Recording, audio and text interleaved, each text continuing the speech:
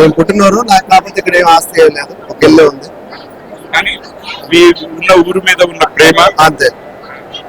చెప్పండి, మీకు ఎలా అనిపిస్తుంది? ఎలా బాగా అనిపిస్తుంది. మీ సంకల్పం ఆ దేవుడి రూపంలో మీ చేత చేయిస్తున్నాడు అనిపిస్తుంది. అంతే అంతే. బాగుంది, అంతా బాగా చేశారు. ఇంకోటి ఏంటంటే పండితులు చిన్న పిల్లలు కూడా వచ్చి చేశారు కదా, అది బాల పండితులు అంటారు, అది చాలా బాగా అనిపించింది. మేము ఆంధ్ర, కర్ణాటక 4-5 స్టేట్లు తిరిగినా కూడా బాల పండితులు వచ్చి చేయడం అనేది ఇక్కడ విశిష్టతగా నేను చూడగలిగాను అనమాట.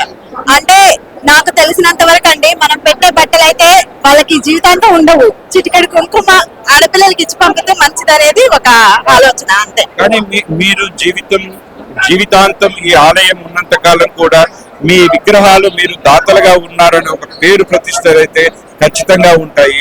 దాని మీద మీరు ఏమనుకుంటున్నారు? అది మనదేం లేదండి, అదంతా దేవుడి దయ.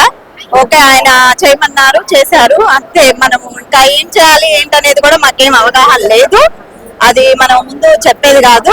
ఆయన ఏమైనా చేయాలనుకుంటే ఆయన చేసుకుంటూ వెళ్ళిపోతారు అంతే.